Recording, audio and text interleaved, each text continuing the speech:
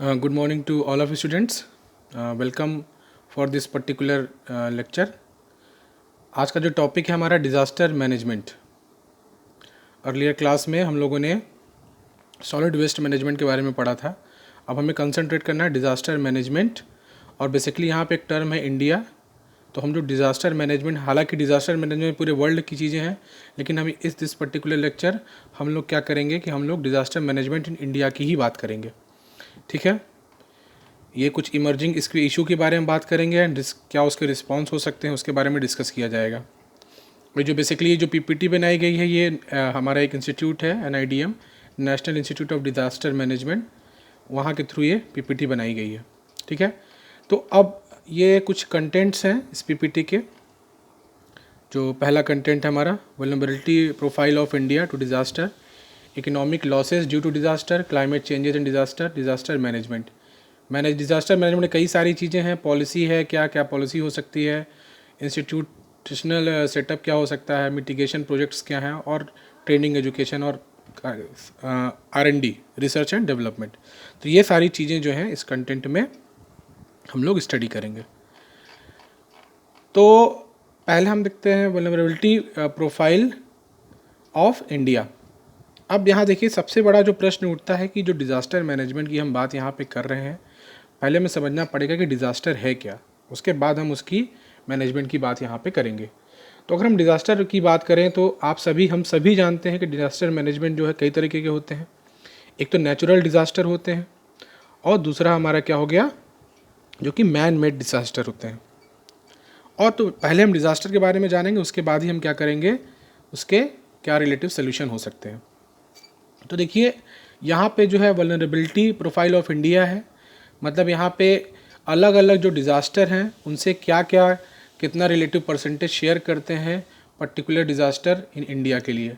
ठीक है, तो अब अगर हम डिज़ास्टर की बात करें तो दो तरह के हम डिज़ास्टर जानते हैं। पहला हमारा डिज़ास्टर है that is the natural disaster. ये कई तरह का है, एक तो मेट्रोलॉजिकल होता है, दूसरा इन्वायरमेंटल बेसिस होता है, तीसरा बायोलॉजिकल बेसिस होता है।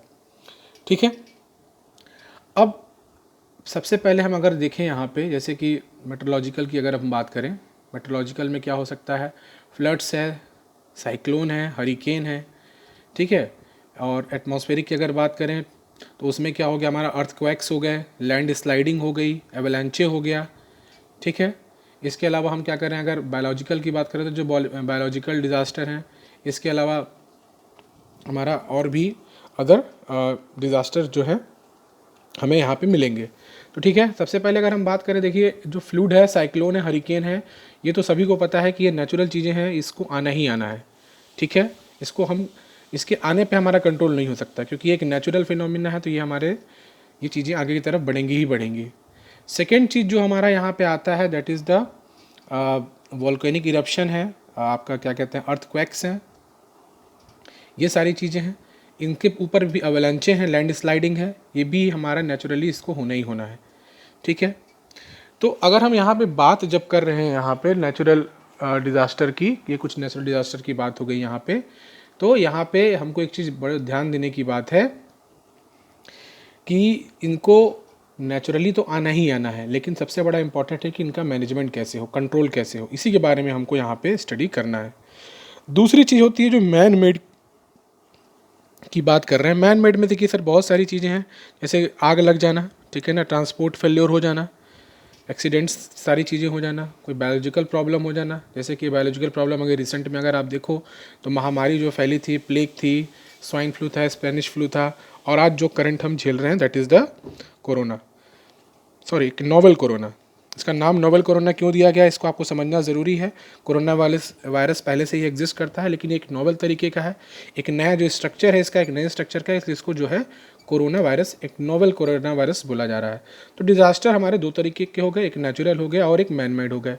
अब इस बात को कुछ चीज़ें जैसे अर्थक्वेक के बारे में, लैंड स्लाइडिंग बेसिकली क्या है, जब आप हिली प्लेस पे कभी जाते हो, आप कभी अगर कश्मीर साइड कभी घूमने गए हो या हिमाचल साइड, तो लैंड स्लाइडिंग होती है।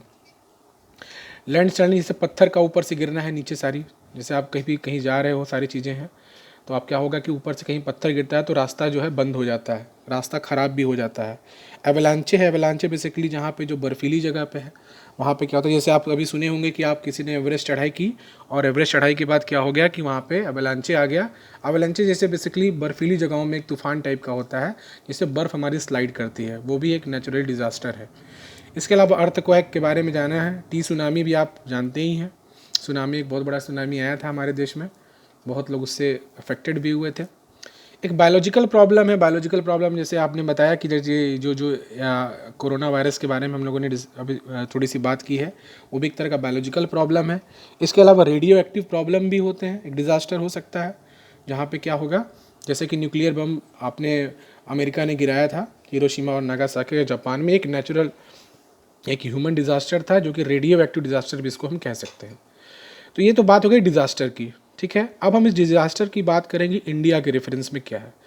तो आप जैसे आप यहाँ देख रहे होंगे फर्स्ट लाइन में लिखा है India is vulnerable in varying degree और large number of natural as well as man made disaster. Natural disaster से भी परेशान है और मैन मेड से भी। जैसे टेररिज्म भी है, टेररिज्म भी एक ऐसे मैन मेड हमारा क्या है डिज़ास्टर है। वॉर होता है, वॉर में बहुत सारे, जैसे वर्ल्ड वॉर 1 हुआ, 2 हुआ, एक तरह का वर्ल्ड पे इम्पैक्ट पड़ा इन डिज़ास्टर का, फिर लोगों ने उस चीज़ को मैनेज किया। Over 40 million hectares is prone to floods and river erosion. यहाँ पे एक जो टर्म दिखाई दे रहा है, ये इंडिया के रेफरेंस में बात हो रही है, डाटा इंडिया का है कि करीब 12% ऑफ लैंड जो है फ्लूड से अफेक्टेड होते हैं और रिवर इरोजन से अफेक्टेड होते हैं। जैसे कि आप फ्लूड हर साल आते हैं, आपको पता होगा, बाढ़ जो आती है, और आप कोसी नदी है, बिहार का शोक भी कहा जाता है, वो आप सभी जानते हैं। असम में हर साल बहुत सारे जानवर भी मरते हैं, फ्लूड से अफेक्टेड होते हैं। तो ये सारी चीज़ें हैं। 58.6% of land mass is prone to earthquakes to moderate to. अब आपको पता होगा कि अर्थक्वेक का जो इंटेंसिटी होता है वो मॉडरेट, लाइट मॉडरेट से लेके हाई की तरफ होता है। तो इंडिया में बहुत हाई इंटेंसिटी का ज्वालामुखी जो है अर्थक्वेक अभी तक बहुत हाई इंटेंसिटी का नहीं है, हाँ कुछ मॉडरेट आए हैं। तो ये करीब हमारे, और आप देखते हो अभी कुछ दिन पहले ही दिल्ली में कुछ समय के लिए आपका क्या है एक अर्थक्वेक बहुत कम इंटेंसिटी का आया था, क्योंकि सेंटर यहाँ पे था जो उसका था, इसलिए फेल किया गया था।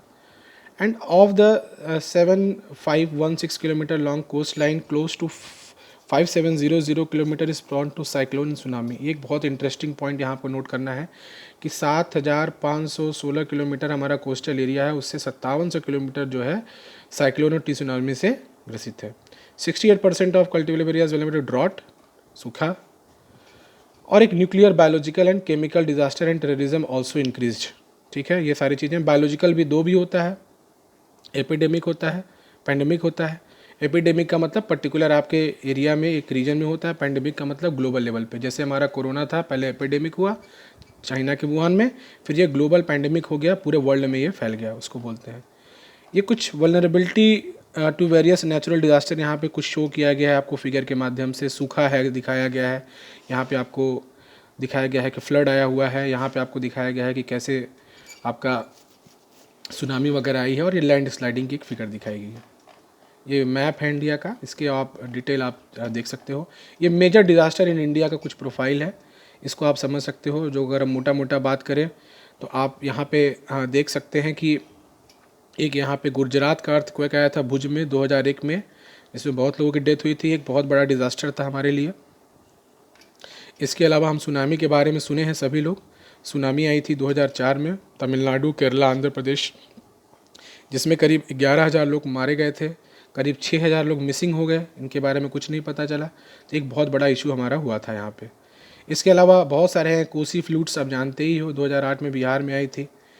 तो ये बहुत सारे डिज़ास्टर हैं। एक लैंड स्लाइड, क्लाउड बस्ट हुआ था उत्तराखंड हिमालय में, 100 डाइड, बहुत सारे डाइड किए थे। आपको याद है केदारनाथ जहाँ पे जगह है, मंदिर है, वहाँ पे भी क्लाउड, बेसिकली वहाँ क्लाउड बस्ट किया, वहाँ पे पानी का फ्लो बहुत ज़्यादा हो गया था, जिसके वजह से वहाँ का एरिया बहुत ज़्यादा अफेक्टेड हुआ था।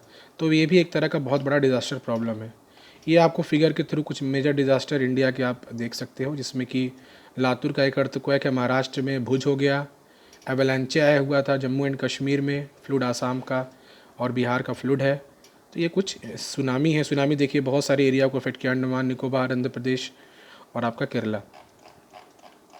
ये इकोनॉमिक, और हमें ये पता है कि देखिए जो भी डिज़ास्टर आते हैं उससे इकोनॉमी पे बहुत बड़ा इफेक्ट पड़ता है, जो एक बहुत बड़ी प्रॉब्लम है आज के सिनेरियो में। अगर हम कोरोना वायरस की बात करें तो देखिए लॉकडाउन हुआ है, लॉकडाउन की वजह से पूरे वर्ल्ड की इकोनॉमी जो है बहुत ही डाउन हो गई है और आने वाला समय एक अपने आप में एक बड़ा चैलेंजिंग होगा हमारे वर्ल्ड लीडर के लिए और सब इंडिविजुअल सबके लिए बहुत चैलेंजिंग होगा कि हम इस इकोनॉमी को कैसे मेंटेन किया जाए। बहुत बड़ा लॉस हमारा, ये आपको इस फिगर के थ्रू देख सकते हैं।